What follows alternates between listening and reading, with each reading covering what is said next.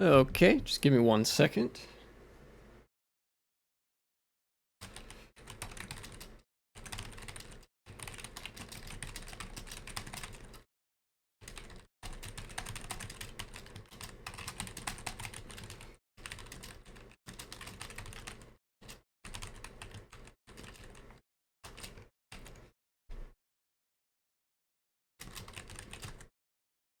Okie dokie.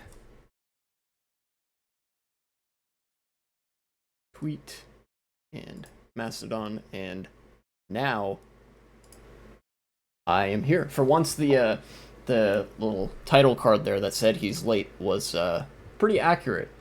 You know, um, I had legitimately lost track of time a little bit, but you know, I got it together pretty quick.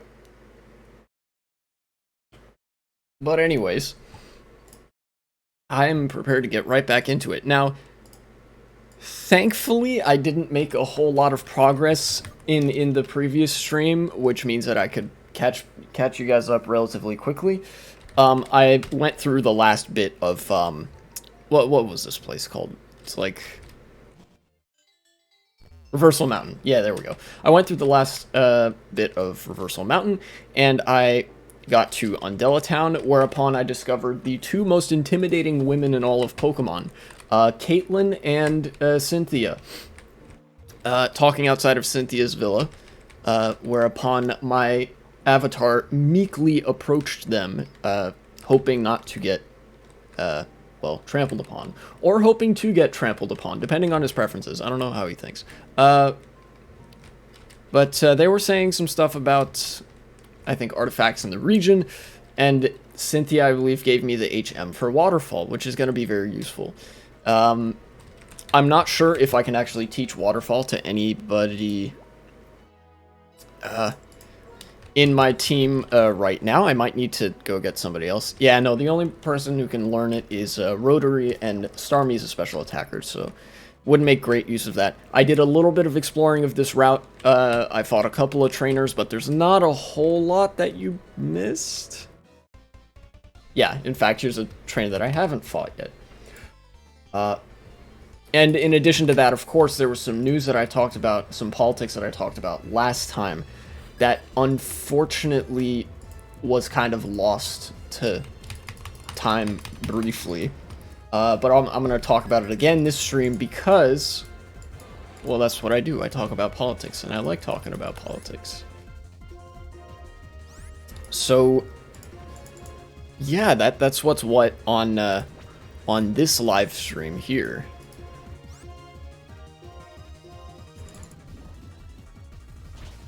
And I should be able to pretty handily take out this Ace Trainer. I'm relatively confident of that. Well, maybe Dusclops will give me a tiny bit of annoyance. Like that. But, you know, should be fine.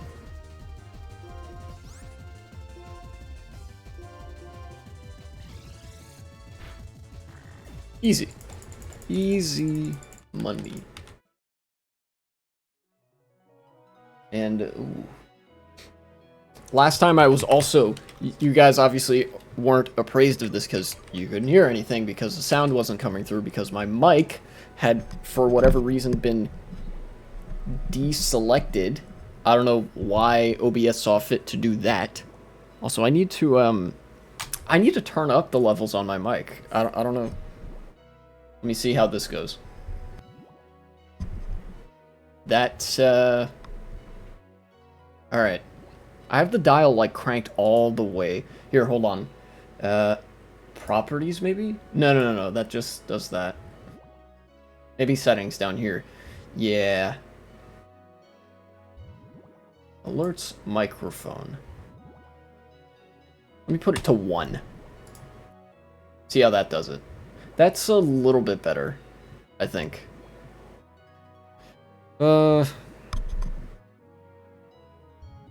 even now I'm having to kind of lean into it. Alright, let's see how that does it.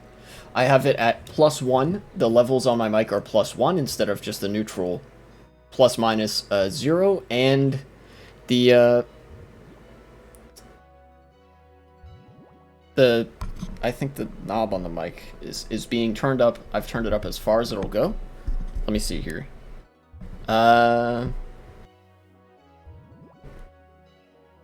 Okay, so there's a fine line on the microphone between levels being cranked all the way up and them just resetting to 0. So instead, I'm gonna take the more technical route and just set this to like +3. Hopefully that'll do us some favors here. And it seems like it did. Seems like it did. I no longer have to speak quite as loudly, although I think I want to maintain the habit of speaking with a firm voice. I think I need to do that more. Unless I want to do something like this, have it +4. Maybe that'll work. Yeah, see, the thing is, I want my voice to be routinely reaching into the yellow, like comfortably into the yellow. So, let's see, I'll try to have my mic kind of close, and sounds good. Just let me know if anybody's watching. Let me know if I am too loud, and I can turn the volume down.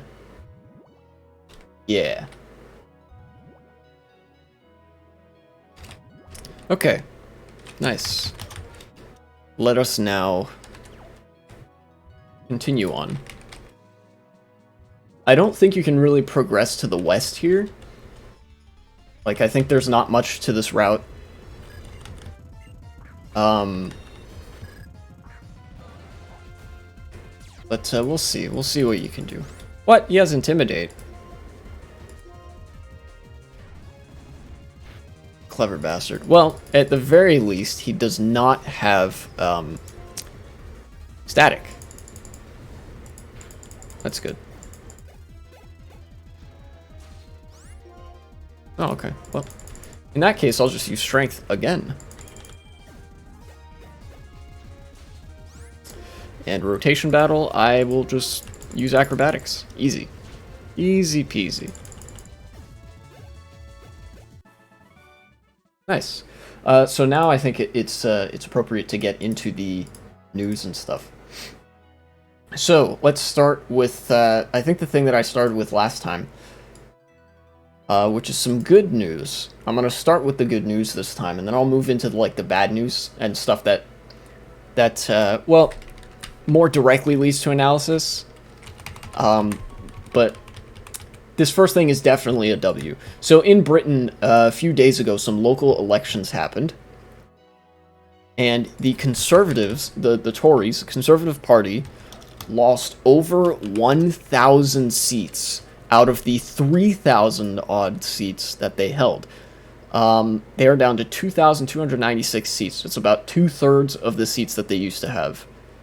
The UK Independence Party also lost some seats, as did RA, which I'm not sure what that party is. And the seats gained were pretty notable for the Labour Party, the Liberal Democratic Party, and the Green Party, which is good, strictly speaking. Like, these parties have numerous flaws, and I could go over them in, you know, no small amount. But they are generally pretty far and away preferable to the UK Conservative Party, to the UK Independence Party, formerly the Brexit Party. And I think now is where we get into why it's good, right? First of all, like, just in terms of policy platform comparisons, obviously Labour, a milquetoast like left liberal or social democratic platform, is better than a conservative one, right? Pretty easy. That's that out of the way. You know, we like the National Health Service, and we think it deserves the support from the government that, well, is befitting of a national service. But then on another level, the UK was one of the first and was the most prominent country, aside from the United States, for the political laboratory experiment of neoliberalism and neoconservatism. So the Thatcherites in the 1980s were sort of riding high off of the social democratic trend, political trend of the past few decades, and they sort of pitched marketization and deregulation as a way for the everyman to sort of be rolling with the big boys and like invest your money and get rich and make your millions and all that and live the big boy life. Little did the regular populace know at the time, although maybe they did. Maybe I'm not giving people enough credit. I'd have to go back and look at like polling data from that time, and economic data. There was never any intention of serving their best interests. The neoliberalization of the economy in the UK, in America, elsewhere, only served to widen the wealth inequality and income inequality that existed, and was actually, before neoliberalization really started, was at an all-time low. Until nowadays, as analyzed by economists like Thomas Piketty. He's a French economist. I would highly recommend him for anybody actually looking to get into left-leaning politics. Inequality is as bad as it's been since what French people call the Belle Époque. For people in America, we would know that as the Gilded Age. So basically, the gap between rich and poor now is roughly equivalent to the gap between the rich and poor at the time of federal troops massacring workers to break strikes and calling the Pinkertons to beat people up and force them back to work, and at the time of widespread and endemic child labor in the factories. That's how bad it is right now.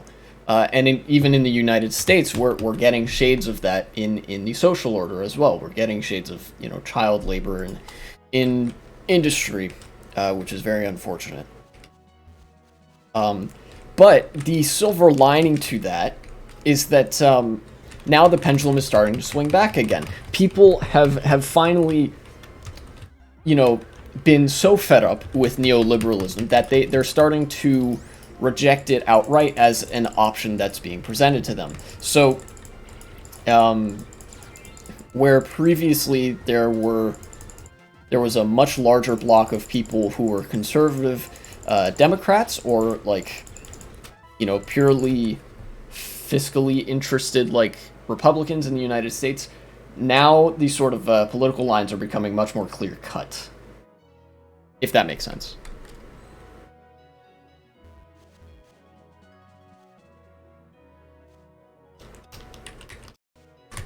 Basically, after having seen the backslide that social democracies have been going through the past 40 years, which for some people has been their entire lives, and after the end of the Cold War, pro-capitalist rhetoric and messaging is no longer as effective and has a severe disconnect from the ground-level lives that people are living. And as a result, people have sought to reject neoliberalism in any form that they can, and that includes going to the ballot box and voting against the party that would be pushing neoliberal policies, such as the Tories have been doing with the stripping of the National Health Service basically to the bone. So for a condensation of all that, the Tories brought this on themselves, and moreover, they've had it coming for more than 40 years. And finally, they're having to reap what they've sown.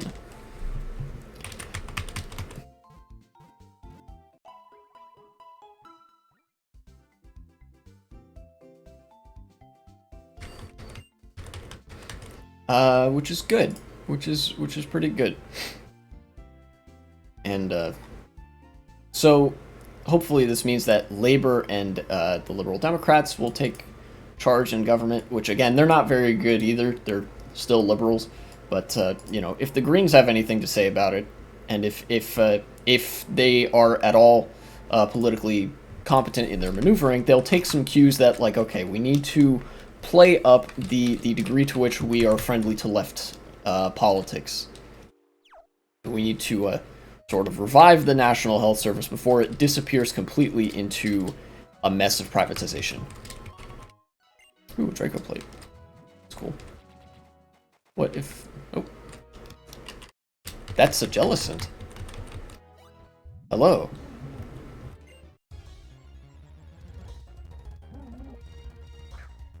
Okay.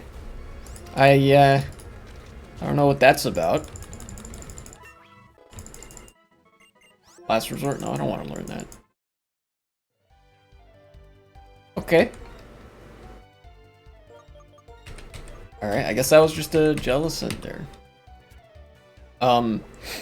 Yeah.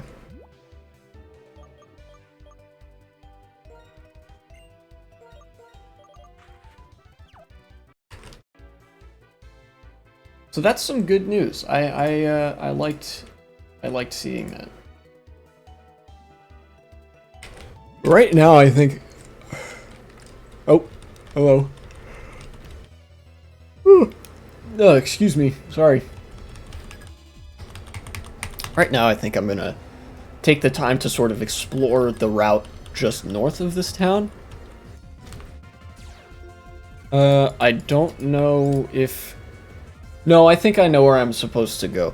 What I'm supposed to do, right, is go not on this route, like Undella Bay, but go up to the northwest, like directly north of Undella Town, and then kind of circle around to what is it? Opelucid City, where I fight Drayden,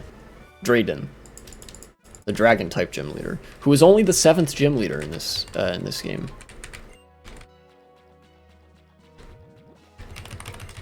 So let me do that. And my Pokemon are quite over-leveled, I think, right now, which is fine by me. I like having over-leveled Pokemon. That's always nice. Oop. Didn't mean to do that. Oops.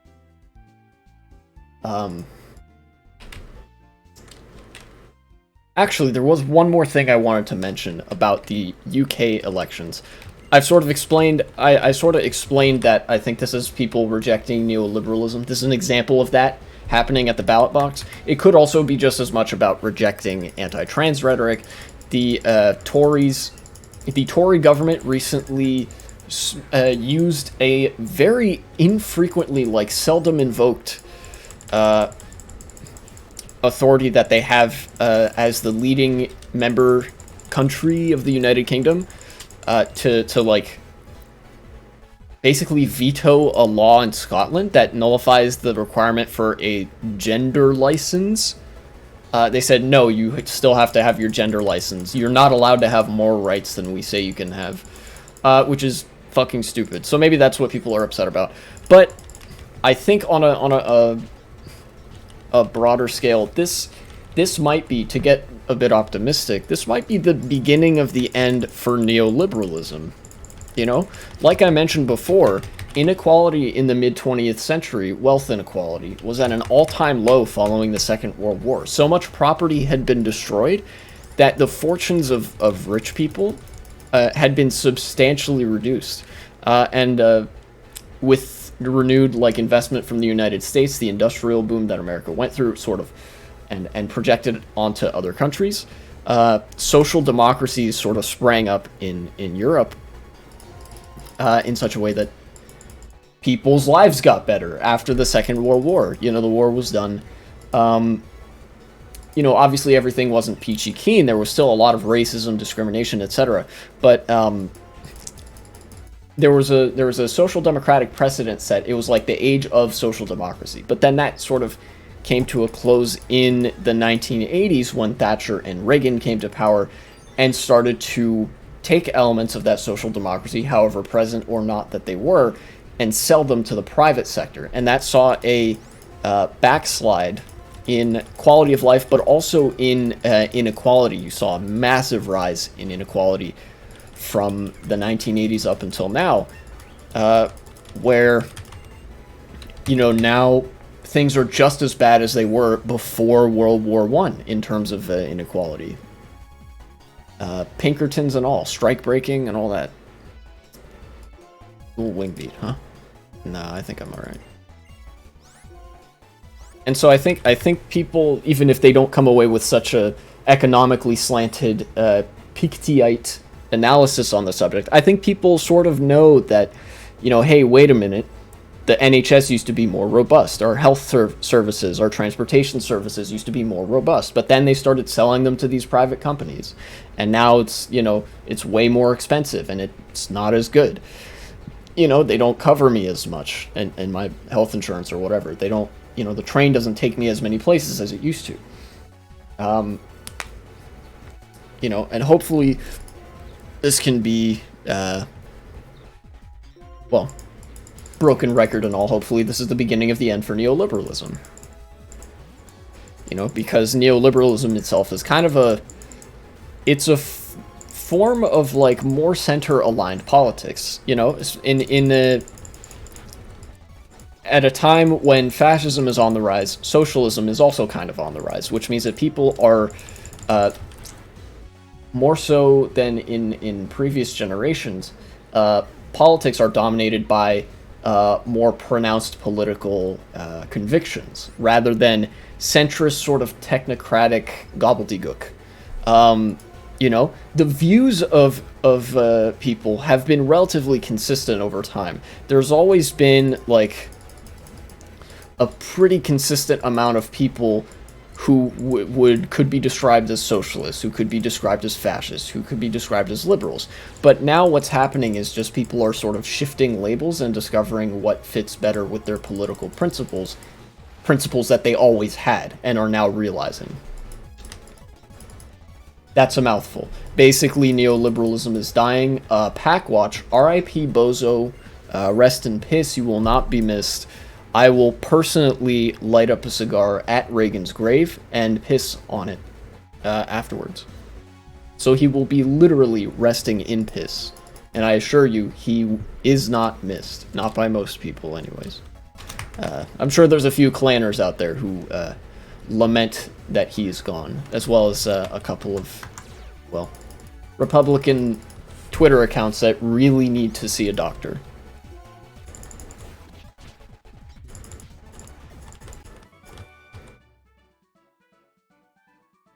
But that's that, I think, for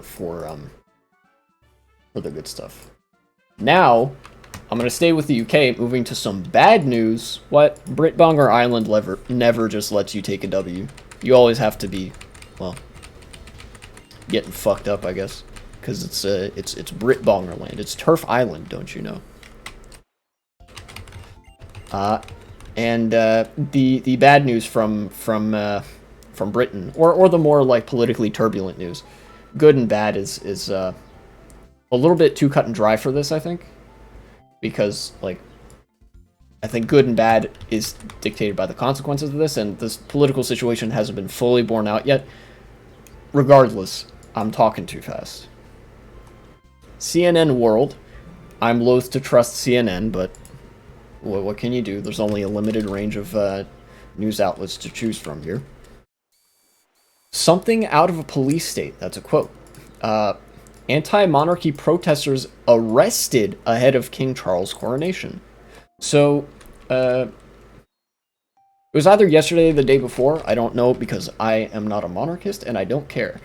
King Charles was coronated as the King of England. Or more accurately, the head of state of the United Kingdom. And the British people, a lot of British people, seem to be relatively dissatisfied with the state of things, having seen that.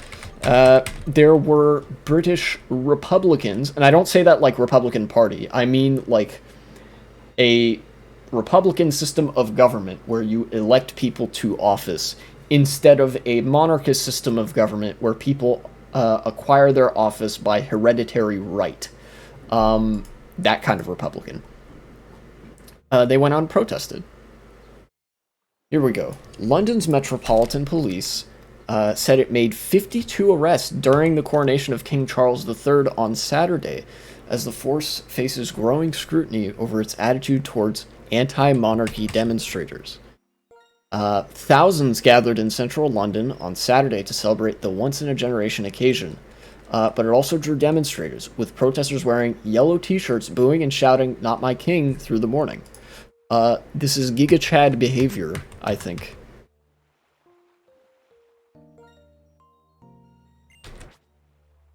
But that's not all that happened. Let me switch my Pokemon around and then I'll get back to it. No, god damn it. So the protesters were protesting. Republic, Britain's largest anti-monarchy group, told CNN that police, without providing any reason, arrested organizers of the anti-monarchy protest. Wow, that's even worse than I thought it was before. What I thought happened was the police said, "Oi, if you're going to be disruptive, we're going to arrest you." And then the protesters did a protest, and they're like, "Alright, we're arresting you lot." And then they arrested them. But no, they didn't give any reason at all. At around 7 a.m. British time, so it would be about 2 a.m. here, police stopped 6 of Republic's organizers and told them they were detaining and searching them. Republic director Harry Stratton told CNN at the protest. Graham Smith, the chief executive of Republic, was among those detained, according to a video shared by the Alliance of European Republican Movements. I'm assuming that this alliance applies to countries in Europe that still have a monarchy and have thus still some monarchical institutions. Countries like the United Kingdom, the Netherlands, I believe Denmark, Sweden, and Norway? Let me see. Which countries are monarchies? Monarchies in Europe. Here we go. Yeah, I was right. Well, I missed a couple, but yes. Let's see. Since the end of World War I, most monarchies in Europe have been abolished. There remain, as of 2023, 12 sovereign monarchies in Europe. 7 are kingdoms: Denmark, Norway, Sweden, the UK, Spain, that's another one, the Netherlands, and Belgium.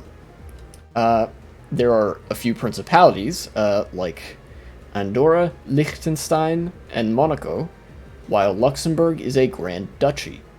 Vatican City is a theocratic elective monarchy ruled by the Pope. So I guess they're counting the Vatican here. So yeah, most of them are baby states. And in that case, it's like, I don't care too much. I mean, it would be nice if the monarchy were abolished there, but like these are mostly countries that are so small they don't appear in international politics very much, except for Luxembourg whenever news hits again about them being a tax haven for every billionaire ever. But, you know, countries like Sweden, Norway, UK, Denmark, Netherlands, and Spain, and Belgium, those ones come up more often. So yeah, I assume that the, like I was saying, the alliance to end monarchy in Europe or whatever applies to those countries in particular. If I read on here. Stratton said that when the organizers asked police why they were being detained, they were told officers, quote, would figure it out after they had searched the anti-monarchy protesters. After searching them, police told the 6 organizers that they were arresting them and seizing hundreds of their placards carrying the slogan, "Not My King." So they were literally being arrested for the exercise of political speech. You know, police are like, we're not sure what's going on. We'll figure it out once we search you. They search them, and then they're like, all right, we're arresting you and confiscating the political material that you have on you, like the political slogans and stuff. They didn't say why they were arresting them. They didn't tell them or us where they were taking them. It is really like something out of a police state, Stratton said. I think people are quite perturbed by the police reaction, but the crowd reaction to us has been overwhelmingly friendly, he added. So this is, again, this is another bit of evidence counter to the narrative that the protesters and, civilians, other civilians, that is, don't get along. It seems like there was not that much animus between the pro-monarchy people who turned out for the coronation and the anti-monarchy protesters. Maybe there were some shared sympathies. Maybe they just like saw it as like a fringe political issue. But in this case, the only people taking issue with the exercise of this political speech was the state.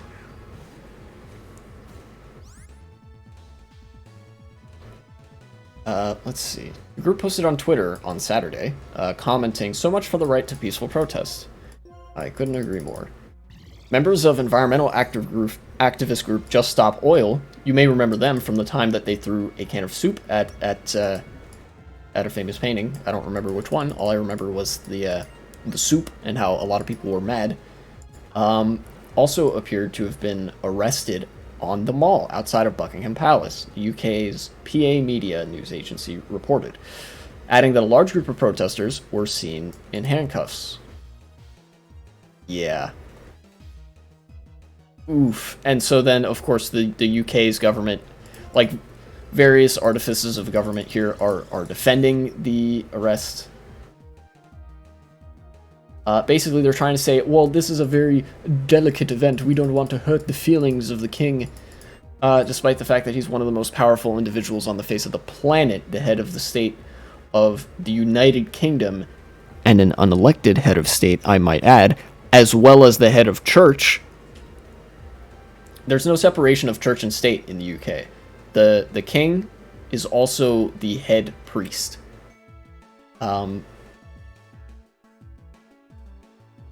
But anyways, all of it basically amounts to, we didn't like that people were protesting against the institution of monarchy at this event, where we are doing monarchist things.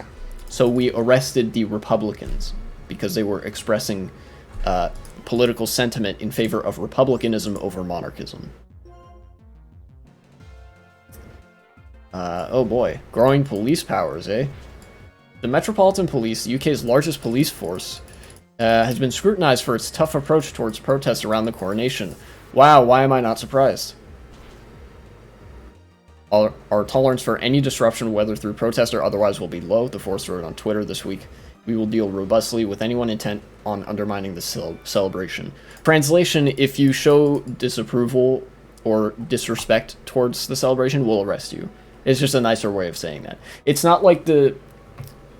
You know, sometimes I will, like, speculate a little bit as to what somebody means by something and read, like, do some reading between the lines that's a little bit more intense. But this is pretty standard PR language for just, if you protest, we will arrest you. You know, like, if you express anti-monarchy sentiment at this monarchy event, then we're gonna detain you and remove you from the event.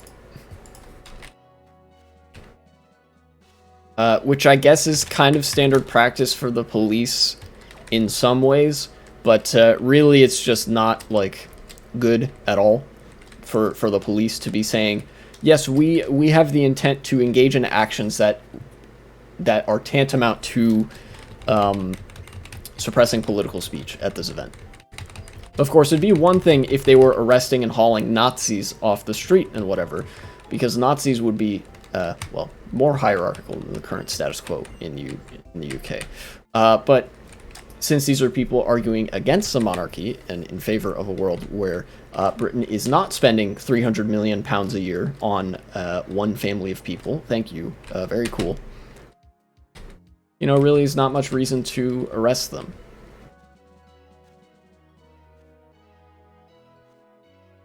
But I'm gonna hold off on reading the rest of the article here. There is also a silver lining to be found here. Just like there's a context of bad news surrounding the good news that is the Tories losing an election, there's a context of good news surrounding the bad news that is protesters getting hauled off at the coronation. And that is that people don't like the monarchy anymore. You know, it used to be the case when Queen Elizabeth was alive, people would still make jokes and stuff, but by and large there was a sort of public acceptance or even public approval of the monarchy as Elizabeth with it as its figurehead. But now that she's gone, so is any public appeal of the monarchy. You know, she was basically the only person that the public really cared about in name, and now, you know, people are like, okay, you know, the jig is up. I think it's time to do away with the monarchy. And that, I think, is very good. It is indeed time for Britain to join the rest of us in the 21st century and leave the 19th behind. Come join all the big boy Republican states with your one monarchist state. Not Republican states like I would say in the context of the United States, but as in nation states that have a Republican form of government. Just to be very clear.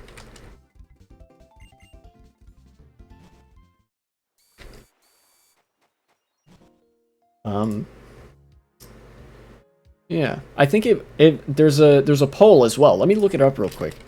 Okay.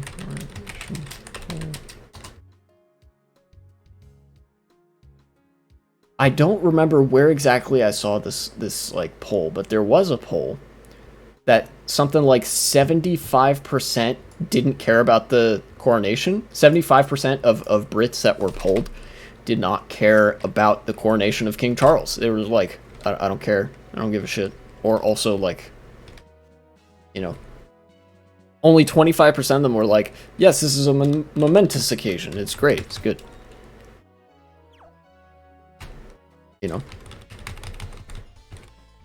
So in the future, this could be very good. I speculated a similar thing at the death of Queen Elizabeth II, that this could be very well the beginning of the end of monarchy in the UK. And now we're seeing that progress, where people are expressing distaste and disdain for the institutions of monarchy, albeit in a very polite and respectful and non-violent way, still getting harassed by police. So I think that's actually the actions of the police here. I have a feeling are going to backfire on the institution of monarchy in the UK, because, well, when you tell people not to say something relatively innocuous and all things considered, they're going to want to say it more.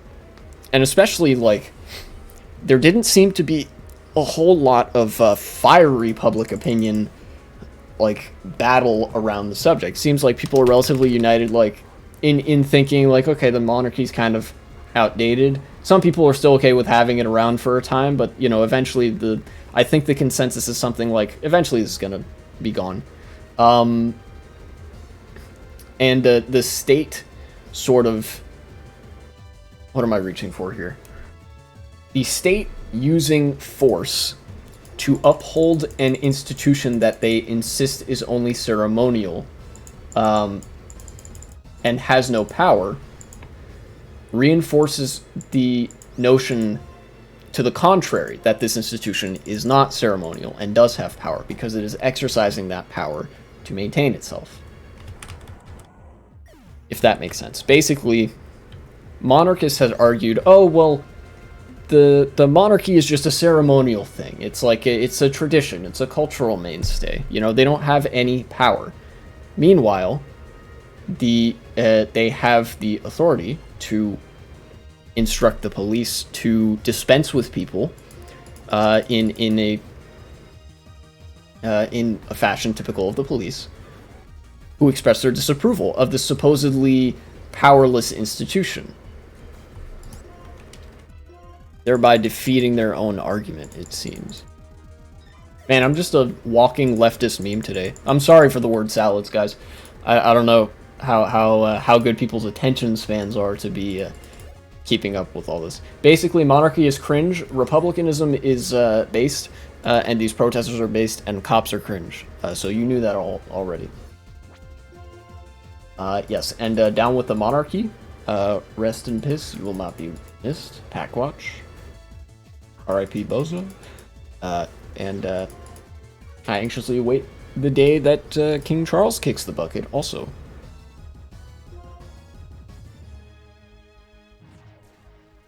Anywho, that's it for Bongerland. Can't believe I spent 30 minutes talking about fucking the land where people have broken teeth and shit. Damn, that's crazy. Anywho. Guess if we want to go back and forth and whatnot, I will go back to some good news in a minute. Might want to take a break, maybe let my voice rest a little bit.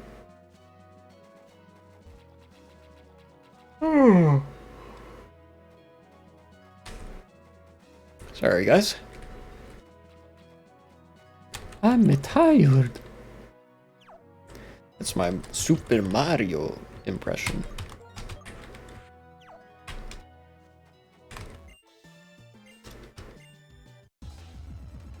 Aerosol Lady, please don't have water types. That is not a water type. I am saved, kind of. Please do not have Rain Dance. That would suck. Okay, well, it doesn't matter, because one hit to KO. Hee. He changed Venusaur to have thick fat. I remember this. My big brain knows no bounds. I am a genius. Okay. Send out Rotary for that. Oh, at some point here I can find the TM for Psychic. I don't know where, but it'll be nice to have a replacement for Psybeam, finally. Get out of here, Armando. Aha! Houndoom can deal with that. Intimidate. Use Flame Burst. Very good. Yes, thank you. Cool. Yeah. Yes. Cherim. I can keep you in for that. That's Grass type. Did he change Cherim? I want to see this, actually. What did Dre change about Cast Form and Cherim? Pokemon changes. Here we go. This is the Pokemon side of things in this Pokemon and Politics livestream. Let's see. Cherim. Oh, yeah, there's some base stat changes in here. So, Cherim's attack has been decreased by 15 from 60 down to 45, which makes sense. Cherim's special attack has been increased by 20 from 87 to 107. Also, good change. Special defense has been increased by 5 from 78 to 83. And likewise with speed from 85 to 90. So from 450 base stat total to 465. Not that big of a base stat total change, but it's distributed quite a bit better. And as I am seeing here, it learns a similar slew of moves. So it seems like the stats are mostly what changed. Now let's look up Cast Form. Aha! Oh, wow. Okay, so Cast Form previously had 70 in all of its stats, but now HP and defense have both been decreased to 60, special attack has been increased to 100, and speed has been increased to 90 for a base stat total of 450 instead of 420. Nice. Can now learn Tri-Attack and Hurricane. That's cool. And it's still our favorite little weather guy. Very nice.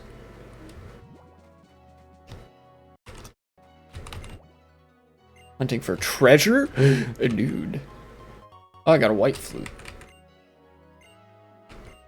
That's like the opposite of a repel. You use it to make wild Pokemon more likely to appear, not less.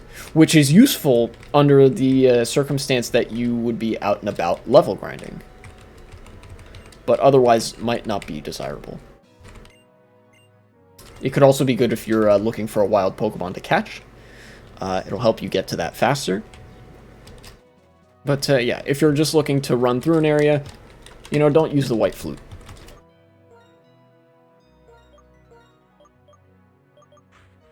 Probably going to have Ampharos out front because of these fishermen.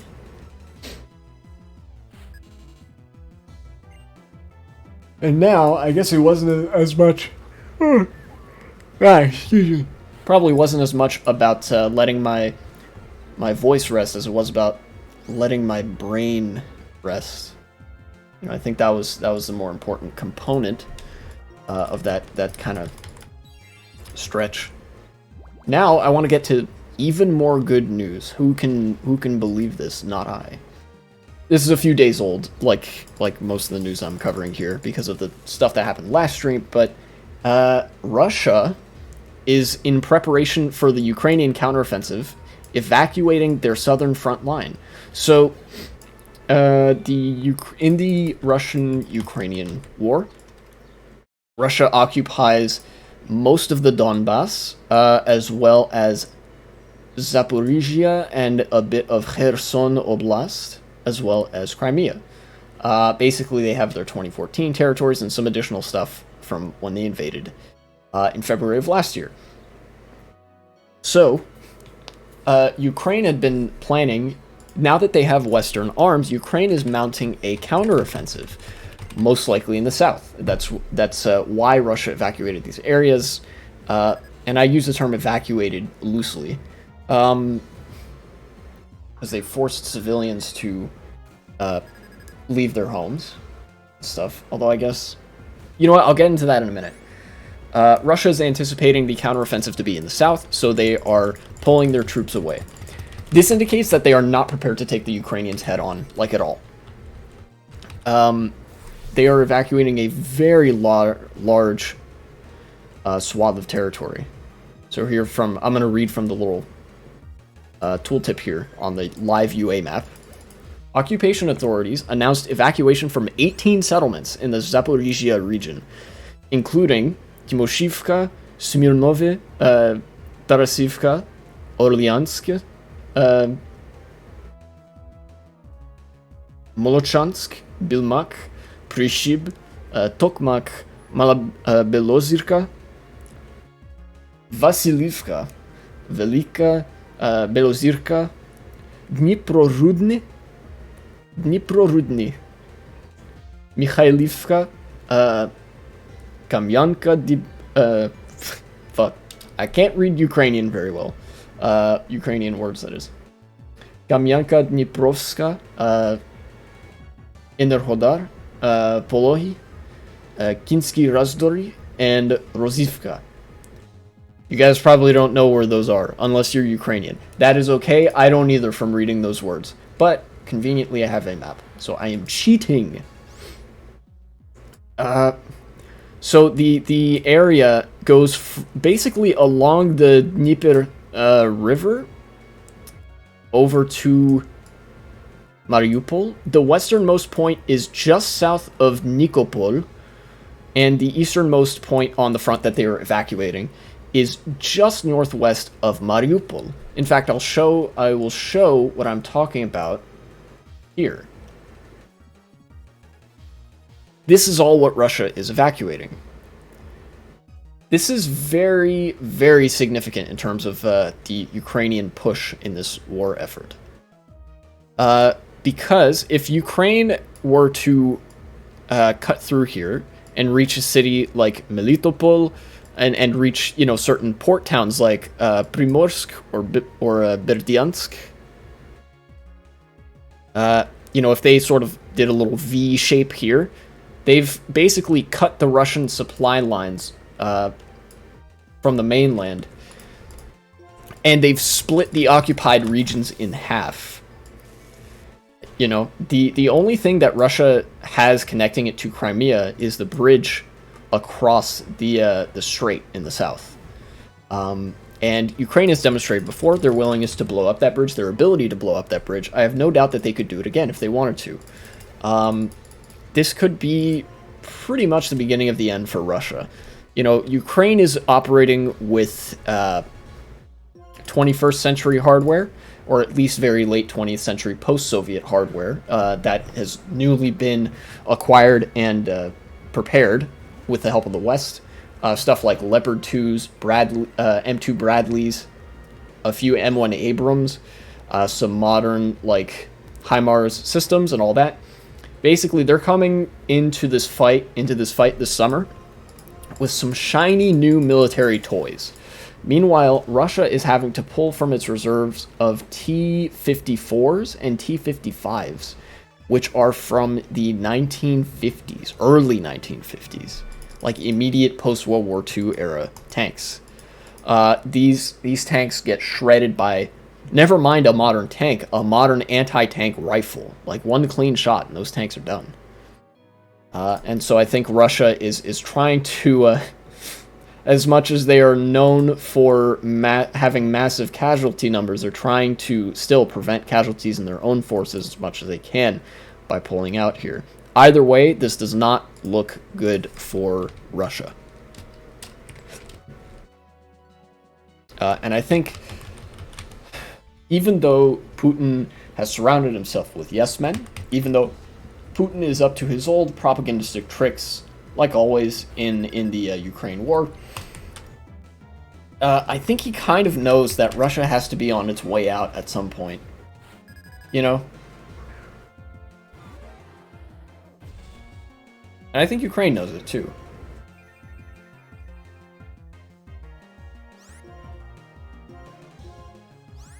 Here, I have big idea.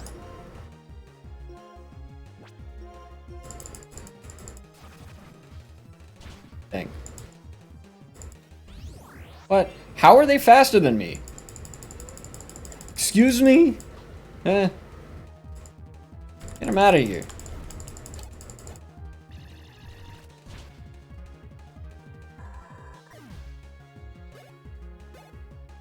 Like, I could see how... Well, no.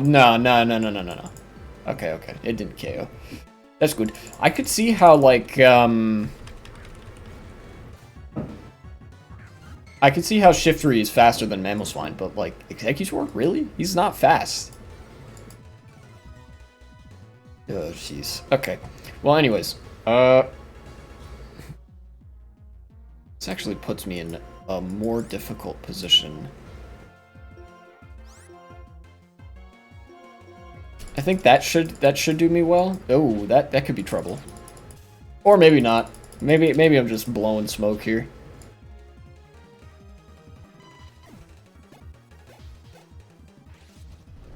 Fiery Dance. What the fuck? How are you faster than me? Huh? No. You don't get to do that. You don't get to do that shit. There's no way that Blossom is faster than a fucking Ledian.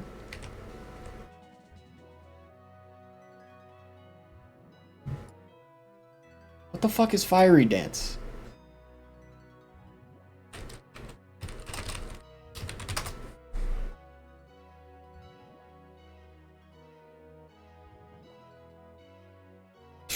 Christ. Okay.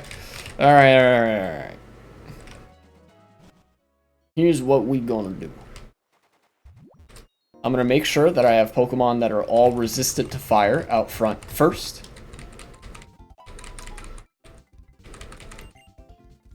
Right? I'm gonna make sure that Ledian is actually on the right. Not in the center, on the right. Yeah. You're gonna be out front. You'll be fine. I'm gonna go into that again. Unless Dre changed something about, like, the way that Sun works, or if, like, this new move, Fiery Dance, there's no way these Pokemon are faster than me. Like, I'm calling bullshit. Here, hold on. Am I salty? Yes, I make no denials about this. Make fun of me if you will. But I'm gonna go back into this battle much more informed. I'm gonna hand this guy's ass to him on a silver platter, and I'm gonna laugh as I walk away with the money. Okay, here we go. Documentation. Give me them new move changes. All right, what do we got? Fiery Dance. Cannot find Fiery Dance. Awesome. Thank you, game. Very cool.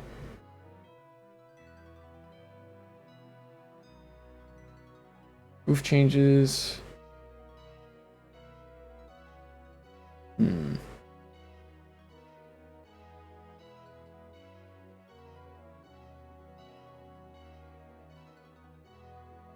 General information? Maybe?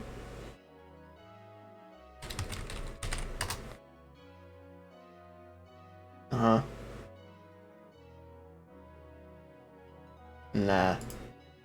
Okay, here's what's going on. I'm gonna operate under the assumption that they have some bullshit ability or item that gives them +1 priority or increased speed in the sunlight. That's what I'm assuming is happening, because otherwise the AI is just cheating, and I don't think that's true. I don't think the AI can do that. There are certain ways that the AI in this game actually can and does cheat. Like they can see...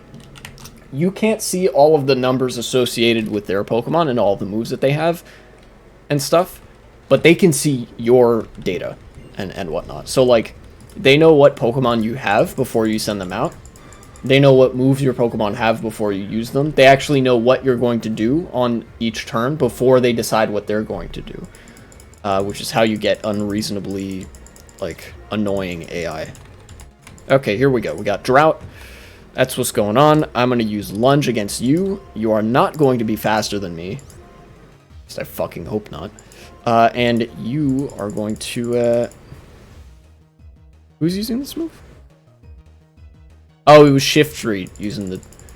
Are you McFucking kidding me? Well, it's fine. Lunge is 4 times super effective, so I'll still get the double effectiveness of like... Yeah. Get him out of here. I hope I have a full restore. Could pose kind of a problem if I don't. Interesting. Alright, I'm gonna use Drain Punch on you. Right? Yes, I am going to do that. And then you're gonna use Signal Beam. In the hopes that that will... Well, I guess there goes that aspiration. Well, anyways, no more Fiery Dance for you. Which means I am pretty much in the clear. Yeah, okay, well, get fucked. Aha. Citrus Berry. Thank you. That will in no way make up for the Pokemon that fainted in this encounter. Alright. Oh, there's Cobalion. Can you say animal cruelty? My fainted Pokemon is going to fly.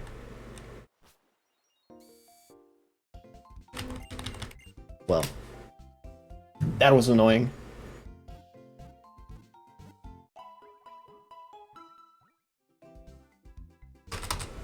Either way, going back to the news stuff that I had been focusing on. There isn't a whole lot for me to say about the Ukrainian counteroffensive, other than I think Ukraine's probably going to see some pretty significant success if their military personnel are adequately trained with Western hardware. If they're able to cause supply chain issues, like supply line issues and logistics issues within the Russian military, the likes of which we had seen at the beginning of the war, then Russia's days in this war are numbered. And unfortunately, the consequence of this war, whatever the outcome of this counteroffensive, is going to be that Russia collapses into a bunch of smaller pieces.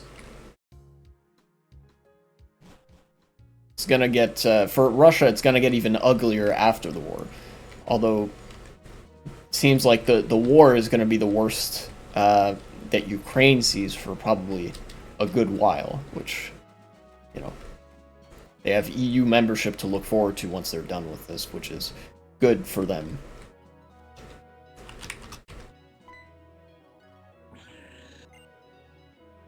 Hello.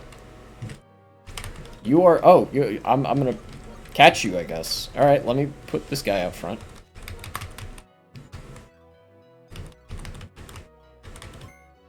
Okay, here we go.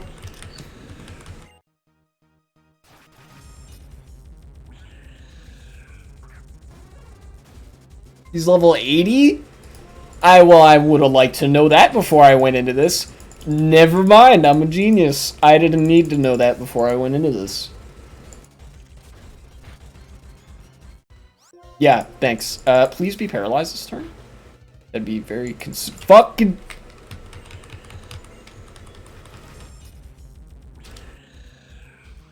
Every time you don't want a critical hit is guaranteed to happen. Then headbutt. Static? No, okay. Well, Thunderwave works, so. Please be paralyzed. It would be funny. Okay, never mind. Metal Burst. I live very badly.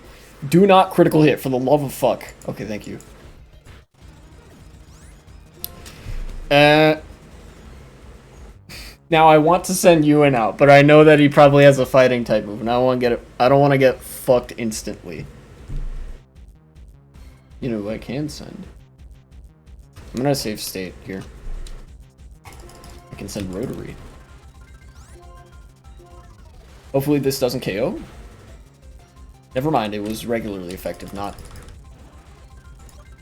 half effective. Aurora Beam. This won't kill. Yeah, okay. Didn't do that much. I can tank one of those again if I really need to, but all right. I'm gonna save state again here. I'm gonna test something. That did not KO. Okay, good. I will now commence with the Pokeball usage.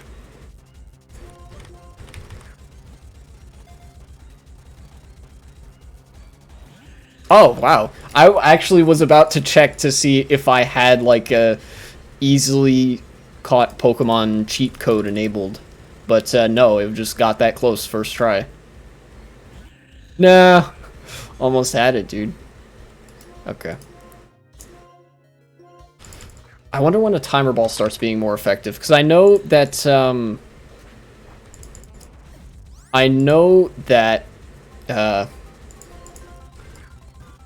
it could have the same, like, effectiveness, or potentially even more than like a Ultra Ball. In fact, I might draw this out a little bit and waste a couple of turns by healing Starmie up to full. No, he needs more than that. Here, hold on. HP Restore. Probably Hyper Potion. Let's get you up to full. Zen Headbutt, that's fine, I guess. Alright, so now I'm going to start throwing timer balls. Ah, he said balls. Oh. Well, that wasn't very hard. As far as legendaries go, I guess. Cobalion. I will name you... I don't know what I'm going to name him.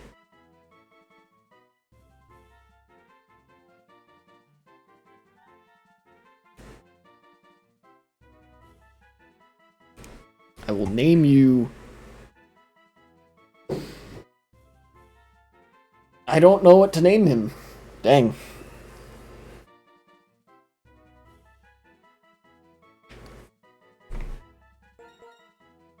Oh, I know what to name him. Dumb nickname, but it works.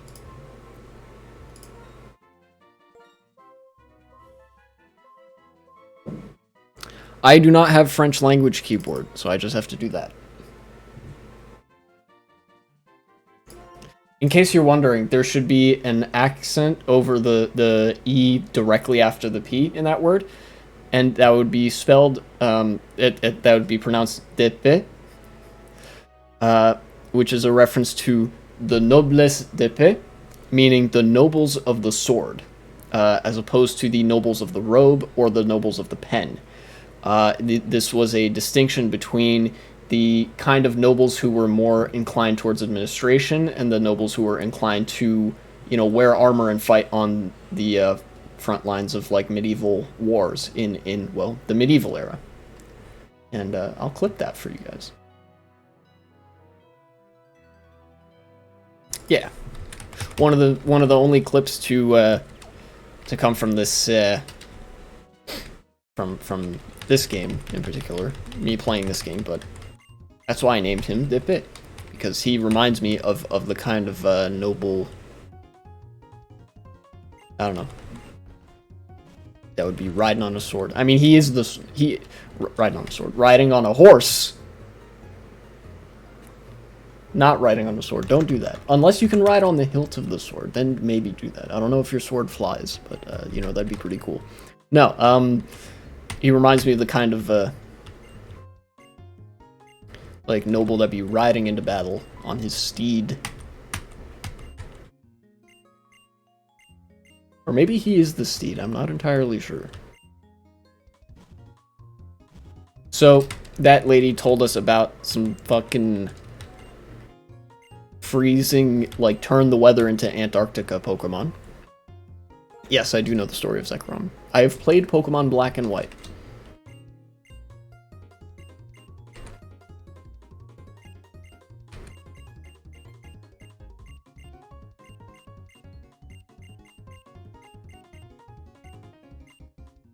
Alright, fieldwork time. Yes! And by fieldwork, I mean going to Opelucid City and fighting Drayden. That's kind of the test before you go and fight Ghetsis. No spoilers for that battle because it's very cool. But, yeah. You do really need to, like, get that check in beforehand. Elsewhere in the news, this was, this on its own is one incident, but it sparked a lot of discourse and political action and protest nonetheless. So, a little while ago, a few days ago, a homeless man by the name of Jordan Neely entered onto a subway in New York. New York, there's, subway system, kind of not very well kept, can be regarded as kind of seedy, not without reason, but this guy, homeless dude, came onto the subway and started acting kind of belligerent. I think he said something along the lines of, "I'm tired, I'm hungry, and I'm ready to hit somebody," basically kind of lamenting the injustice of his position, not being able to afford food and stuff like that, or a place to sleep, because that's also important. And he was just sort of like, I don't know, he was kind of being belligerent in the way that you would expect somebody on the side of the street to be. Where he's kind of being a little bit loud and obnoxious, and you get the sense if you interact with him directly, it might set him off, but otherwise it's just kind of like it's created a bit of a tense situation. One guy on the train saw fit to take it upon himself to choke him to death. I'm not kidding. If I can find the news of this. Jordan Neely death. Here we go.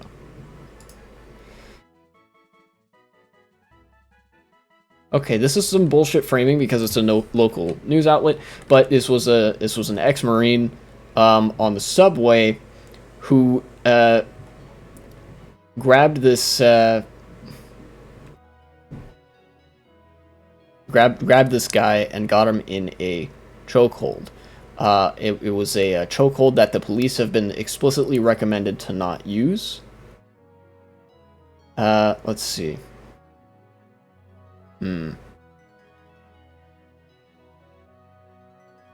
Now, hold on. I want to find the actual quote, because when they say he was threatening people, they mean he was being belligerent, and they're seeking to justify his death here. Hello. How are you? It smells like ACAB in here. It does indeed smell like ACAB in here, because the cops have been, well, they've been up to no good. Let's see. Yeah, so basically, I don't have the exact quote, but this homeless guy went on the subway, started being a little bit belligerent, was like, "I'm hungry, I'm tired, I'm gonna hit somebody." Not a threat made to anybody in particular. I've heard people talk this kind of way before, just walking down the sidewalk in DC. It's off-putting, it's uncomfortable, but it's ultimately not a huge deal outside of acknowledging the systemic problems that lead to homelessness and mental illness and untreated mental illness. But this ex-Marine guy decided to take it personally, and he got the guy in a chokehold and proceeded to hold him in a chokehold, strangled him for 15 continuous minutes. And then when he let up after people had, like, started outright protesting against him doing so, like saying, "Hey, dude, he's had enough." I could be wrong on that, but, eventually he did let up after 15 minutes. The guy had died, as could be expected from choking somebody. But after the fact, news orgs and the right wing had sort of tripped over themselves to justify the death of this homeless man. saying that, oh, he made vaguely threatening statements, like interpreting that as, oh, he was about to be violent towards people on the train, therefore he deserved to die.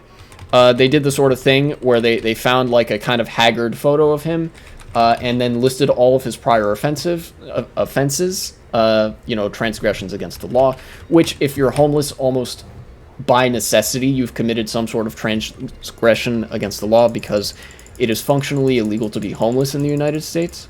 That did not sit well with people, believe it or not. This was more credit. I guess more credit is due to the American people than I usually give them, because there have actually been protests in the wake of this guy's death. Here we go.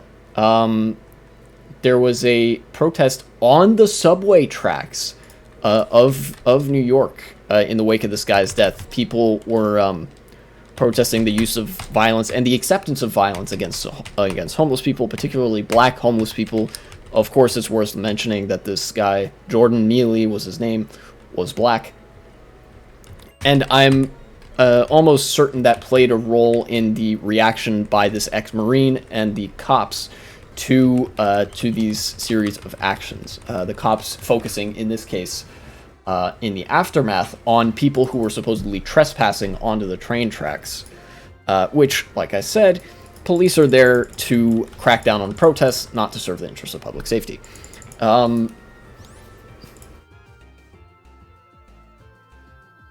This is the form that racism takes in the post Jim Crow era broadly.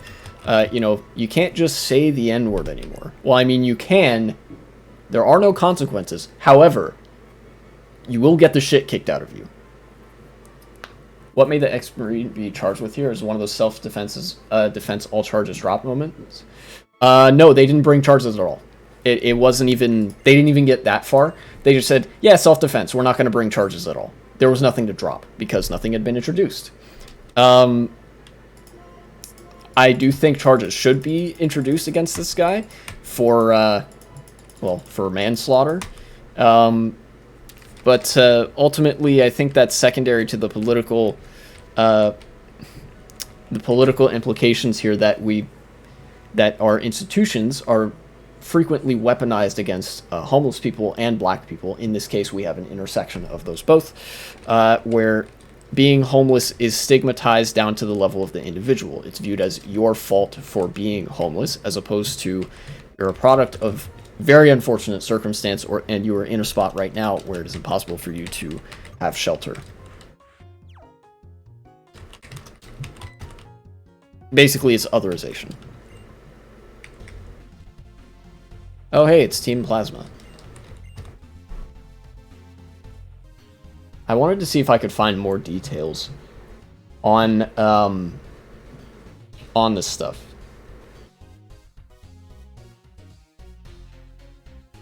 This is even in the United States legal code for like self-defense.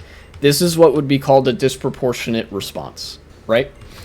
So Jordan Neely was being vaguely belligerent on the subway, right? Sort of making people uncomfortable, being like, "Whoa, is he maybe gonna hit somebody? Don't want to start shit here." And the ex-Marine took that to instantly mean, I must end this man's life.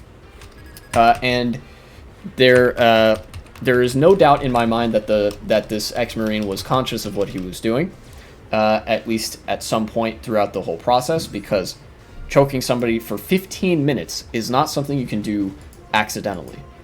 Unless you are subject to such a lapse in judgment that it could be compared to dissociative identity disorder. There is no way that choking somebody out for 15 consecutive minutes and killing them is an accident. But such is the state of class politics in the United States. Classism isn't so severe that working class Americans outright are demonized. No, people are typically smart enough to use them as political props, like a form of classist tokenism. Rather, the ire of more direct classist animus are the homeless and the black community.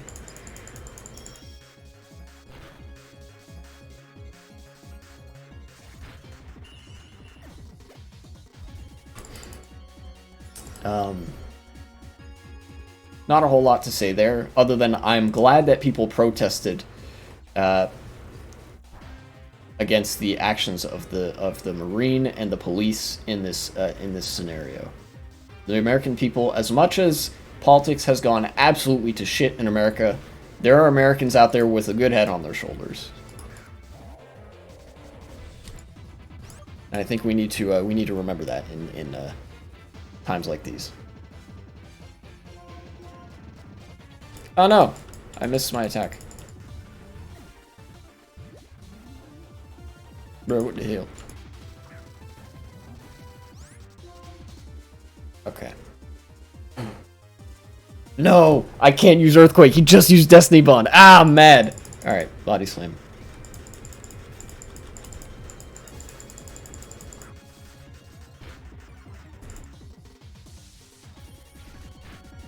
No, this is gonna kill me. No, never mind, it's not. I'm dumb. Maybe it didn't mean that.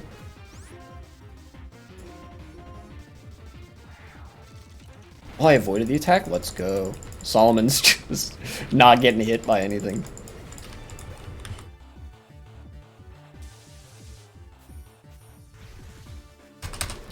But anyways. On a more selfish note as well, you know, I've talked about the selfless stuff, about the, you know, about people, you know, showing solidarity, a rare bit of solidarity with a homeless man, a black homeless man. This is also on another level reassuring that I am morally in the correct position on this, because the right wing has gone absolutely insane. Some people going as far as to make arguments that are simply pro-murder to justify the death of this one guy. You know? Because there really isn't anything there to justify. You know? Like, if you were to justify the actions of the Marine here, you would be justifying a lot of things. Look, homeless people are being violent. Vote for me and I'll get rid of them I'll make sure more people get to the point of homelessness and the cycle continues. You're right with homeless people being a political prop. Yeah, absolutely. And unfortunately, even the Democratic Party is subject to this. I think a significant part of what sparked these protests is the New York City government's response to this. New York has a Democratic mayor by the name of Eric Adams, and his city administration participated in a cover-up. There was I think an admission of some sort by the Marine when testifying, like behind closed doors or some circumstance like that. Some admission by somebody that they knew that the circumstances around this guy's death were tantamount to homicide, were tantamount to a murder, and they just decided not to press any charges because I guess he's homeless, he's worthless, whatever. You know, so people are pretty mad at Eric Adams for essentially endorsing the killing of homeless people. Because, you know, even though that might be a stretch, that's essentially the optics of what has happened over the past couple of days in New York. You know, our enemies are evil. They are demons who hate the poor. They will revel in your death, and they will pursue no consequences for the perpetrators thereof. Etc., etc. I've gone on this little theatrical shtick before, I think.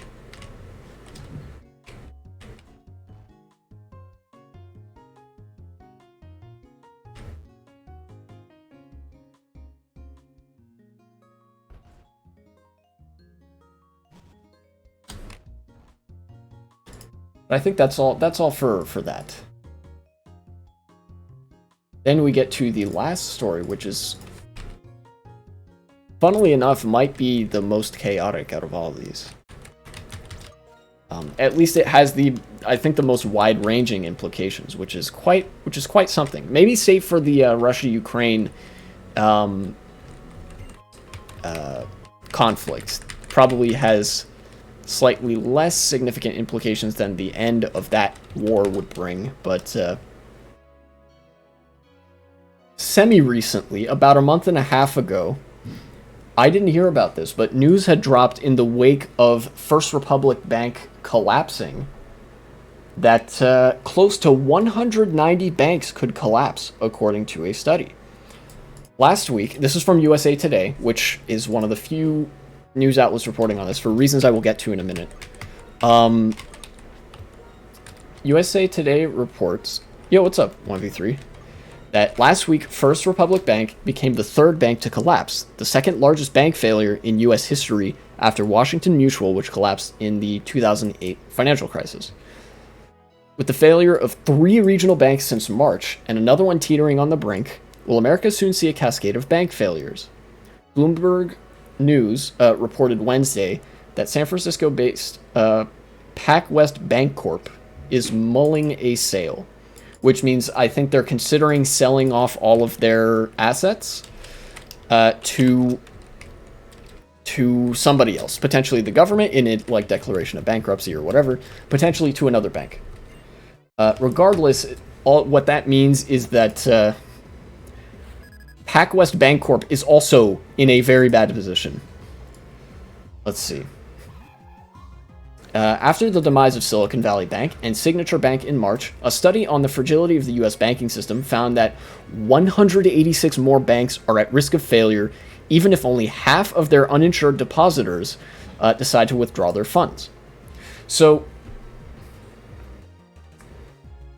an uninsured depositor means that you have so much money in the bank that government insurance will not cover you. Or alternatively, it means you have deposited your money into a kind of account that government insurance does not cover. So in the US, there's a thing called the Federal Deposit Insurance Corporation. Basically, if I deposited money in a bank, that money is all safe. Even if the bank goes under, the federal government is going to get me that money back. So theoretically, it's just as safe if I were to stick that money under my mattress. But that limit, that insurance stuff has a limit. If you have more than $250,000, you can't. There's some of that money you can't cover. So up to $250,000, your money's insured. But once the people who are in danger here, then the people who are in danger here are people who have so much money that it actually exceeds the FDIC limit. So these would be disproportionately pretty wealthy people, or alternatively, it could be just people who have a little bit of money on the side, but who have it in a kind of account that isn't insured by federal government insurance. Stuff like a money market account or like an investment account. There are certain kinds of accounts where none of your money is safe because it's like it's an investment and it's supposed to be like caveat emptor. You know what you're signing up for. So those people are in danger of losing a lot of money, and there's a lot of those people in these banks. The 3 banks that collapsed, when the breakdown of the demographics of their bank depositors was done, they found that only 20 to 30% of their depositors were insured deposits, which means that if any one, like 70 to 80% of the money that was in that bank was like subject to just vanish into thin air, which is extremely dangerous because the money that banks have on hand is basically the sum of all the stuff that they own, as well as all the money that people have deposited. Part of the way that the banks make money, how banks make money in a capitalist system or in any market system, is they take depositor money and they loan it to other people, and they collect the interest on that loan. So then you get your money back from the quote-unquote principal, and they collect interest. This is a minor way of them making money. Most of what it is they take that money, the money of all the people who have deposited their money in the bank, and they say, hey, this is how much money we have on hand, because they use that to loan money out, right? And they use that money, they leverage it to sign business deals to buy properties and other like shares of corporations and whatever. They use that money as a base with which to buy and sell other stuff. So basically, they mostly do investment and like financial financial services to other like big companies, whatever. They do a lot of like big firm type of stuff. And when a lot of the money is uninsured, then they're subject to like basically have their entire value as a bank sabotaged if they don't have that much money on them. From their own doing, of course. It's nobody's fault but their own. Because they lobbied to repeal regulations that would have prevented this. Let's see.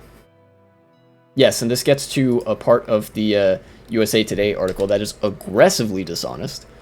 Regional banks are failing because the Federal Reserve's aggressive interest rate hikes to tamp down inflation have eroded the value of bank assets such as government bonds and mortgage-backed securities. This is not why the banks are failing.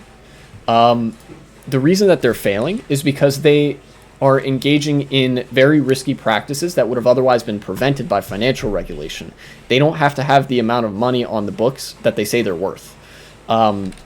There were laws such as Dodd-Frank and Glass-Steagall that had provisions that would have prevented that were meant to stop what's called a run on the bank. But those same banks, because there was a lot more money to be made if they skirted those rules, lobbied to get those rules repealed, or at the very least gutted. And in 1999, Glass-Steagall was effectively gutted. 8 years later, we had a banking collapse, banking crisis.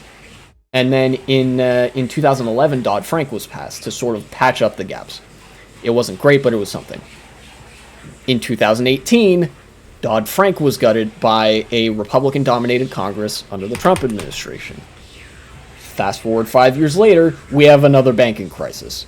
Who could have seen this coming, except for literally everybody? And to address your question, yes, I do think the bank system should be nationalized. Because banking, as weird as it sounds, banking isn't the most profitable industry. Because you're dealing with money that's not yours, right? As a bank, like your primary function is to take people's money and hold on to it for safekeeping. That's why it's called a bank. Like a piggy bank. You put your money in the piggy bank and it stays there. The limited amount of profit that banks can make while doing that, serving that function, is by taking that money and loaning it out in the form of safe investments or purchasing government bonds that will net a guaranteed return at some point in the future, a return that's probably going to be very small, right? But that gives them a little bit of room, right? So, in a capitalist system, everything's about profit. People want profit a lot. So, what banks instead do is they branch out into financial investment, into money management and speculation, market speculation. Buying and selling stocks, doing securities trading, all that stuff. That gets people a lot of money, but it's also very not safe. And so sometimes they gamble. In fact, all of their gambling at the end of the day comes back to money that isn't theirs to gamble. And when there's a lack of rules against that, they're liable to be unable to pay out to the people that deposited their money in the bank thinking it would be safe. So I think that those elements of the banking system should be completely stripped away and left at its bare functions of you take people's money, you hold on to it, maybe you loan it out to the government for government bonds and whatever. Basically, your job is to hold on to people's money and give it to them when they ask for it, right? And I think nationalization would help with that because it would remove a large part of the profit, of the perceived need for profit in that instance. So government subsidies can actually make up for that gap. If the government is financing the banking system, which they have done before, bailouts exist. a government-owned bank doesn't do that kind of investment necessarily. Their primary concern is just holding on to your money. In fact, I can give an example. This is not a government bank, but it is a credit union, which does what I described a nationalized bank as doing. Congressional Federal Credit Union doesn't do the sort of speculative investment that most banks do. They are more beholden to financial regulations because there's a different set of rules that apply to them. When I put my money in Congressional Federal Credit Union, it stays there. And when I ask for that money back, they're going to have it and they're going to give it to me. That's guaranteed. And because the reason that's guaranteed is because that's the rule. They get in trouble if they don't have the money. Such is the issue with the banking system right now. There's way too much speculative investment, particularly on stuff like real estate, which is another whole can of worms that I could go on about. But I will not this time because I've talked about why housing shouldn't be a market commodity before. You guys know how that goes. And we had a whole, financial crisis about it. But you might be wondering, why am I worried about rich people losing their money? That's an excellent question. I'm not necessarily. Not on paper, I don't care if rich people lose their money. They had the money to lose in the first place. Tough break. But if I look later here, there is here we go. There is some trouble for people who are insured. Let's see. Silicon Valley Bank has had a disproportional share of uninsured funding. Combined losses and uninsured leverage provide incentives for an SVB uninsured depositor run. If rich people lose their money, what do we lose? We lose our money. A run on these banks could pose a risk even to insured depositors, people with $250,000 or less in the bank, as the FDIC's deposit insurance fund starts incurring losses. The FDIC has to get money from somewhere. It's underfunded by the government. So they have to do investments. If these investments start failing and there's a run on the bank, it has a cyclical effect. Banks are heavily invested in each other. If one bank goes, that devalues the assets of another bank. That creates a bank run elsewhere. Repeat 186 times, and now the banking system has collapsed. And because the FDIC is part of that banking system, their investments would be gone too, and they wouldn't have the money to reimburse anybody. We lose our money.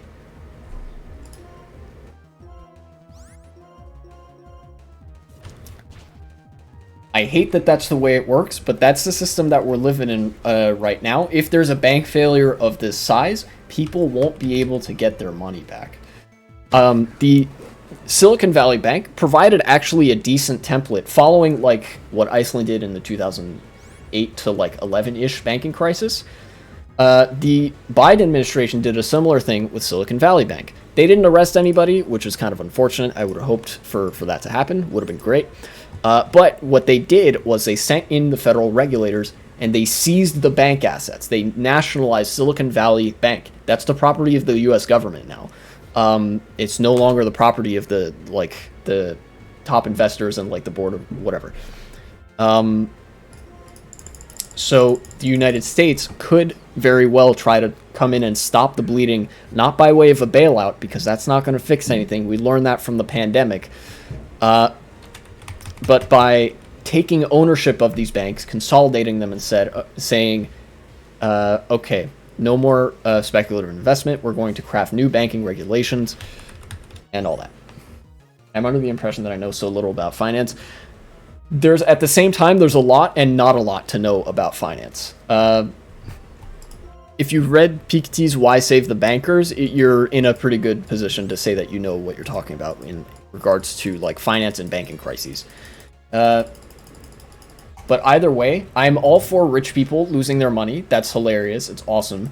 But it also comes back and hurts people who don't have that money, don't have that much money to lose in the first place, which is bad.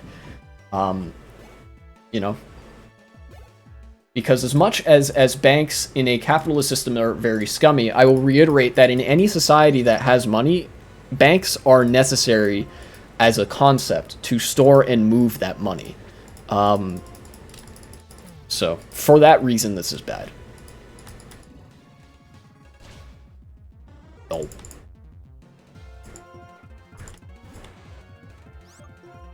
But the real way to eventually prevent this stuff from ever happening again is not only to nationalize the banks, but to do a communism, TM, founded and invented by John Communism, where you no longer have money, you no longer have class, and you no longer have a state.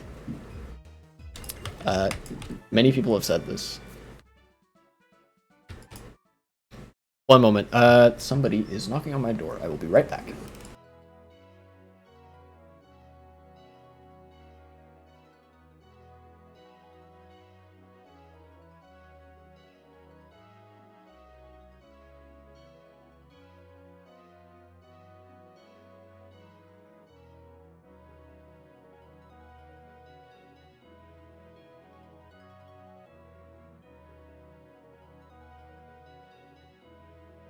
Okie dokie. It was him. It was Robin Hood himself. He told me that he would personally deliver a bag of dicks to Jeff Bezos' doorstep. I'm not making this up. Definitely a thing that he told me.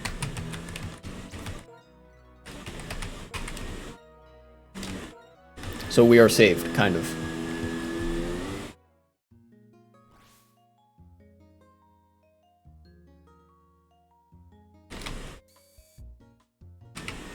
Anyway, I gotta heal.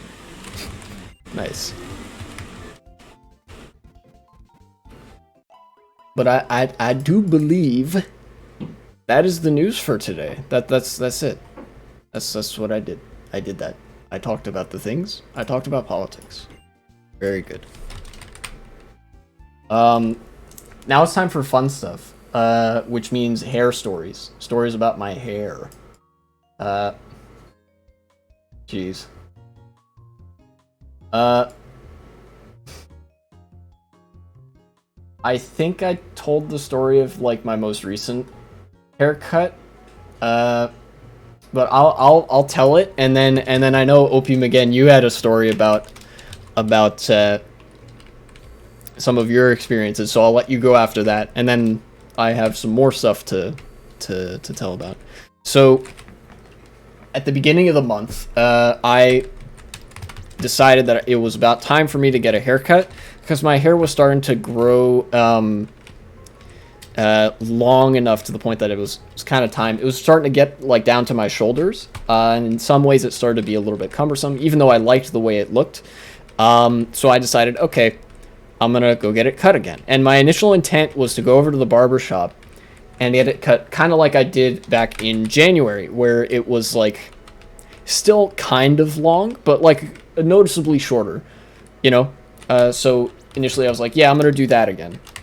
But when I got to the barber shop and I sat down, lady started cutting my hair, and I asked her to do the same thing that she did last time. And now is a relevant point to mention that this lady's first language is not English.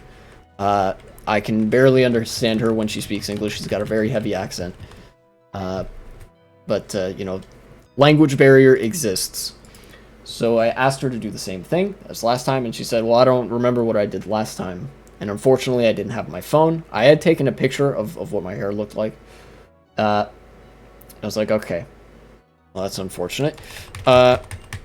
So could you just cut off about 1/3 of my hair, right? So the idea being that like my hair had gone down to my shoulder, and when she cut it, it would be about up to like just under my ear or something like that, you know, maybe down here somewhere.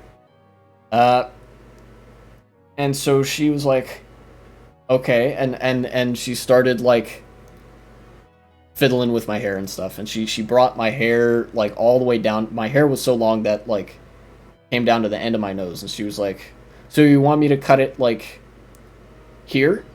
And she gestured to like where my eyebrows are, and I said, yeah, sure. That was about the length actually that I wanted to get my hair cut.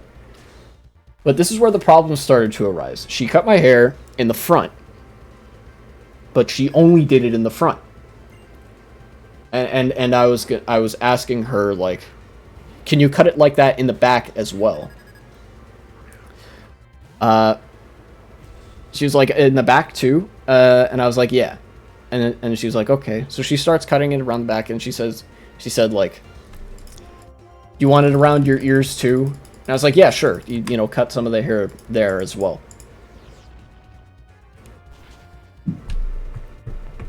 She left my hair in the front as she had cut it initially. She like stretched the hair like this and cut around my ear like that, so that my hair around my ear was way shorter than the hair up here or back here. It ended up being it really did not look good. And I paid for my haircut. I left. I was livid on the way back home at myself, because I was like, why the fuck did I do this? I should have just asked to like get it. I should have been more clear with what I wanted. And I got home and I was like, shit. And I asked my dad for help, if he could help me out. Initially, we talked about mentioned going to another barber, but then for the first time since I was, I think, 8 or 9 years old, my dad cut my hair. He went up to the grocery store, and I asked him, like, look, you know, I don't think there's really any way to make this haircut look good. Can you just, you know, buzz cut my hair with the, like, least fine razor? So, like, there's different kinds of hair clippers. Like, one of them will give you a really close shave on your head, and then one of them will give you like a way less close shave. You know, so he took a number 6, which gives you a comparatively like longer cut, and he buzzed my hair, and that's how I got the haircut that I have right now. And I think in the future we're gonna have to go to a different barber shop, somebody that speaks English fluently or as a first language, so they will understand what I want when I say certain things about how I want my hair cut.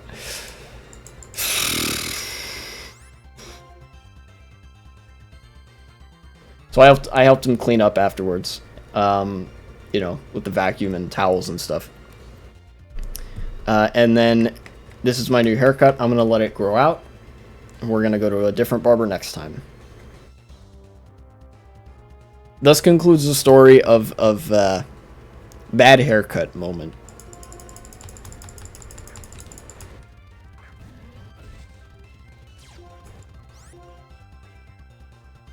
If you can believe it, this is the first time I think I've ever had a bad haircut, like a haircut I really didn't like.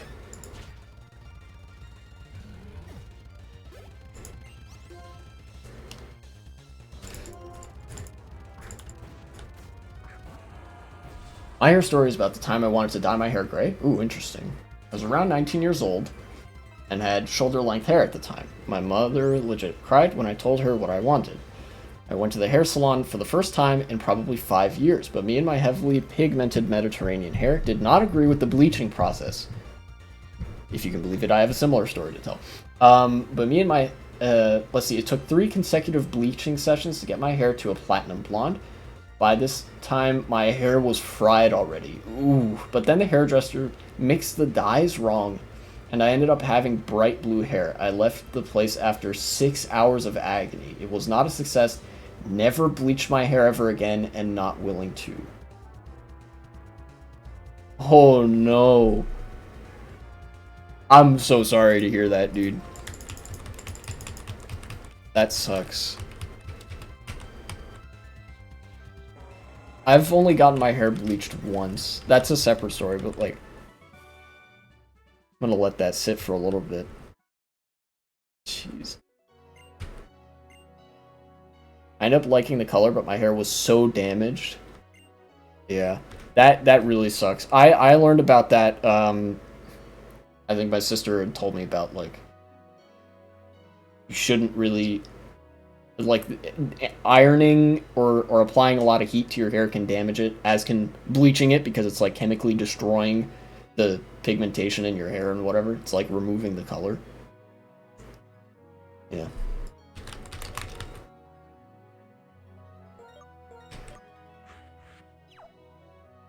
That sounds like a rough experience. My hair story, I didn't really care. Oh, if 1v3 has a story, we ought to hear that as well. We're sharing hair stories.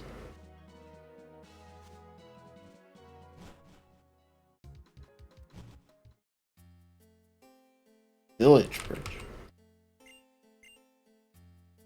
Interesting. What's in these houses? Absolutely nothing. Nice.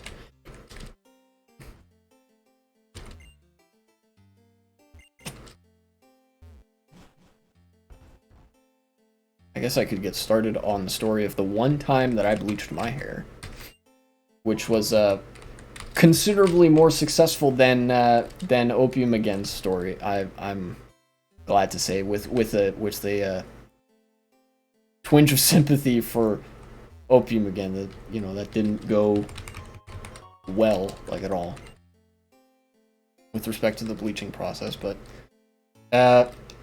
this was back when I was 15. I was touring colleges. See, in the United States, usually I don't know how similar it is in other countries. I just started my story has to sink in, no problem. Yeah, it's true. We cannot. We are attempting to grasp the magnitude of the story as I speak right now. Still trying to hold on to it. Also, one of the reasons I started to let my hair grow is because when I was 11, a hairdresser accidentally cut into my cheek with scissors, and I was afraid of going back. Oh yeah, that can leave some negative negative thoughts associated with like a hairdresser. That really sucks.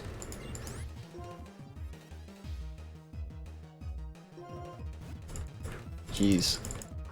I kind of let my hair grow out initially, like when I was 15, just because I didn't care about getting it cut that much.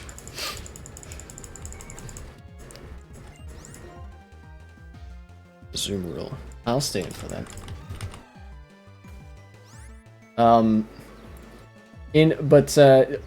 Relevant detail for my hair story that involves bleaching my hair is that in the United States, there's like college admissions process involves you like touring the colleges that you want to go to, that you want to like apply to and stuff. And so we had gone to Ohio to tour the College of Worcester. That's where my mom went to college. And then on the way back, we stopped in Pittsburgh, Pennsylvania, and there were a couple of colleges there. And pretty immediately, I knew that, like, oh, big city environment, it felt very claustrophobic at the time, and I was like, I don't want to go to college here. And my parents were very respectful of that, and they were like, okay, we'll look for other places where you feel more comfortable. But we were in the city for a while, for a day or so. Like, we spent the night there. So we were looking for stuff to do. And I was, like, feeling adventurous, I guess. And I was like, what if I got my hair dyed? And my parents were like, well, okay. So we went to this hairdresser in Pittsburgh. And I said, like, yeah, hi, I'd like to dye my hair red. Kind of like a deep red. And they said, well, okay, we'll have you come this way. We'll have to bleach your hair first, and then we will have to put the dye in afterwards, so the dye will like stick to your hair. And it took like 2 or 3 hours. But interestingly enough, when they bleached my hair, they had to dye it like bleach it to blonde first before they could put the dye in. My hair bleached to orange, which was interesting. I have red in my hair already, but it's like a recessive gene or something. Like when my hair bleaches, it turns orange first.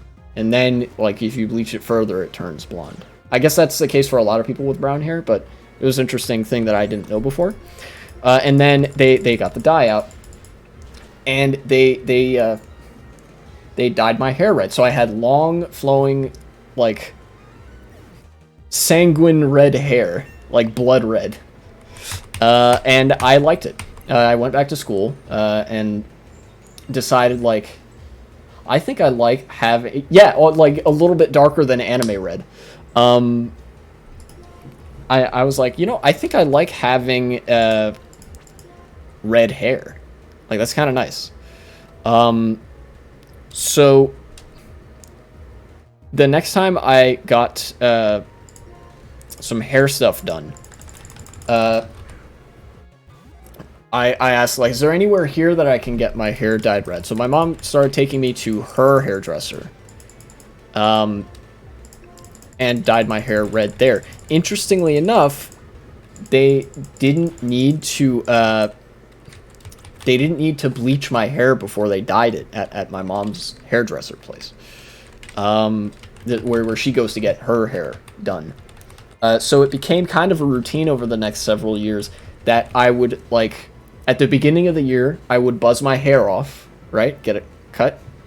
And then once it was long enough, like a little bit longer, you know, to the point where I started being able to move it around and stuff, I would go get it dyed red.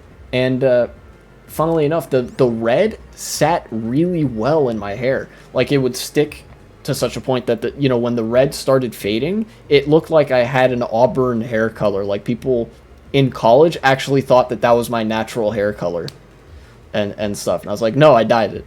You know, it's flattering that you think it looks natural on me, but this is not my natural hair color. And then for the first time in the past, like, 2 years, like, I think last year and then the year before was the first time that I didn't get my hair dyed red.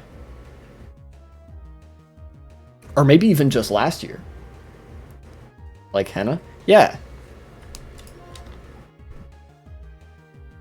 It was real nice.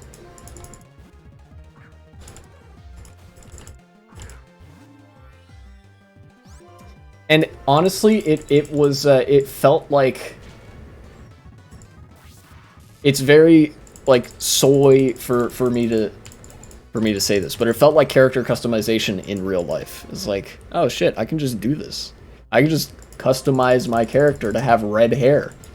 It cost a pretty penny, which is why we only did it like once per year-ish. Not like I spend that much money on anything else, to be honest. But, you know. That's a more innocuous and, like,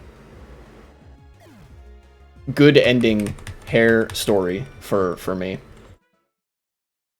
And now I think, you know, dyed red or otherwise, I like having the long hair. So it was good for me to find that out, I think.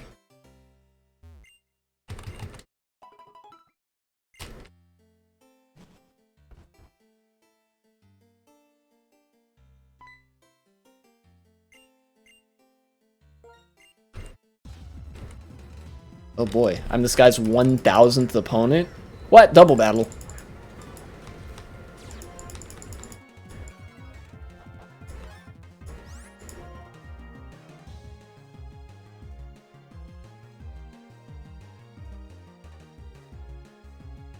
This is the worst combination of Pokemon, I think, that I could have for this. I've heard time and time again that red dye was near impossible to get rid of once it's on your hair. That's interesting, because I actually had to take extra special care to not wash the dye out of my hair accidentally. I had to get sulfate-free shampoo or whatever, like, that would be safe to use for dyed hair for a while. And we actually had an issue where we tried to do it at home. We tried to do, like, use a hair dye kit that my sister had, and it was, like, more temporary than I thought it would be. And like, the dye actually did kind of wash out of my hair. And when I didn't want it to. So, I don't know, maybe that's true and I was an exception, or maybe, I don't know. I've never heard much about which kind of dye it, like, sticks to your hair better and which one doesn't. so I wouldn't know a whole lot about that.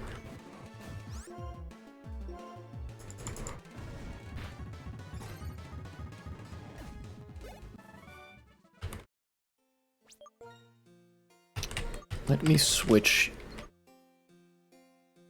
you and just a word on the streets, I guess. Yeah, okay. You and somebody else.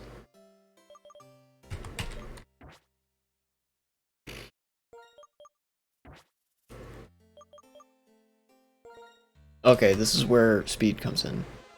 You are very fast. You are fast, but less so. Okay, so I can't have you up front if I want to do what I'm gonna do. I have an idea of how to handle this guy. But I need to have Starmie and Ampharos out front, so I can use Surf. But then we still got some time.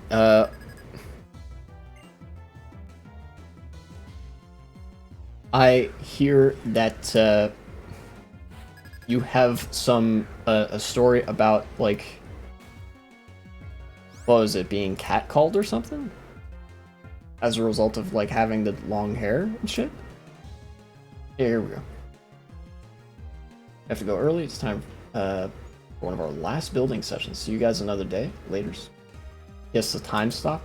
Oh, you are correct.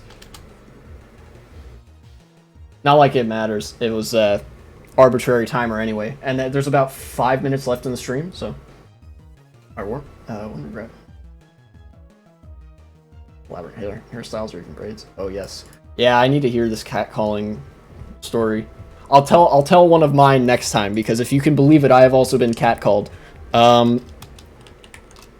But you know, I'm sure the context is quite different.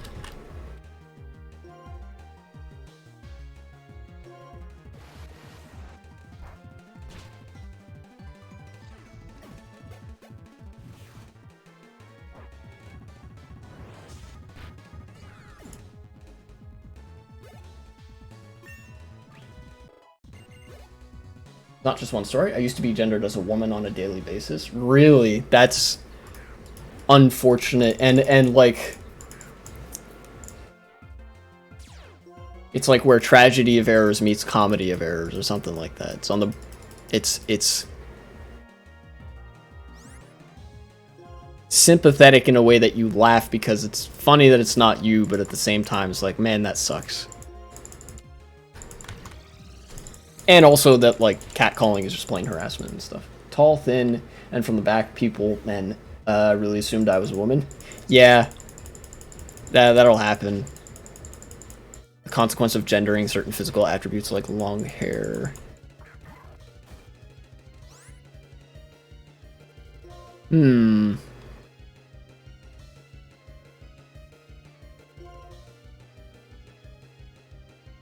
I think I'm gonna lose one of my Pokemon here no matter what I do. So. Or I'd get harassed in public spaces, called transphobic slurs and stuff. Yikes. Wow, that's rough. No, my Pokemon. Okay.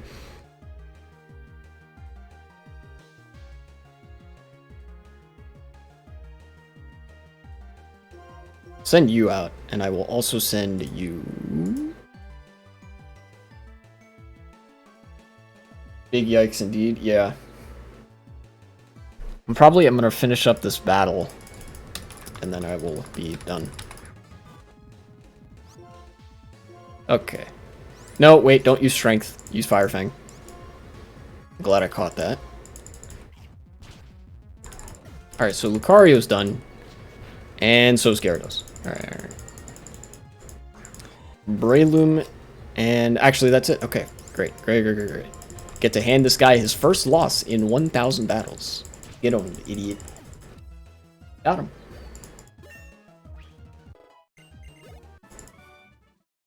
Gentleman Stonewall.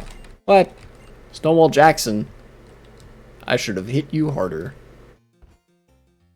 Oh well. In any case, I've been streaming actually for about 2 hours now. I was actually able to minimize the issue when I started to grow facial hair at the ripe age of 23. God damn. That's kind of a late age to grow facial hair. I had a mustache when I was like 18. In fact, I had to start shaving regularly, like, a lot more when I was 20 years old, because, like, my mustache started to grow a little bit too long. For a little while, I was okay with having, like, kind of scraggly facial hair, but then I was like, it's starting to get actually kind of inconvenient. I might want to start shaving this.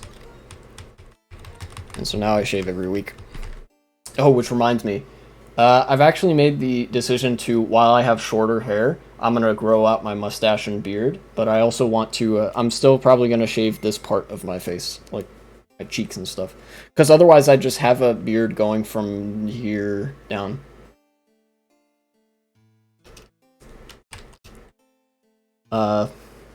Yeah. My sympathy goes out to you, I guess it's the intersex of it all, which explains the feminine body, as well. Yeah.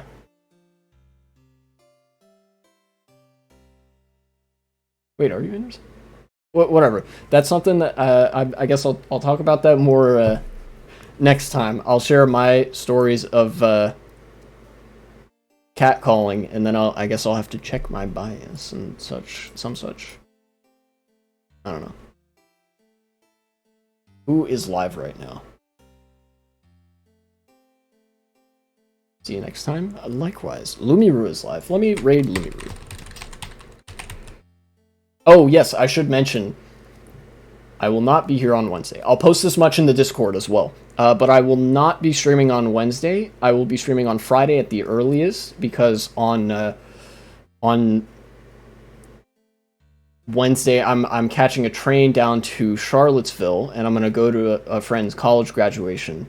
And then there's only going to be a couple of streams between that and the time that I leave for Morocco, actually. So there's going to be some stuff happening, but you know, you'll see in the Discord.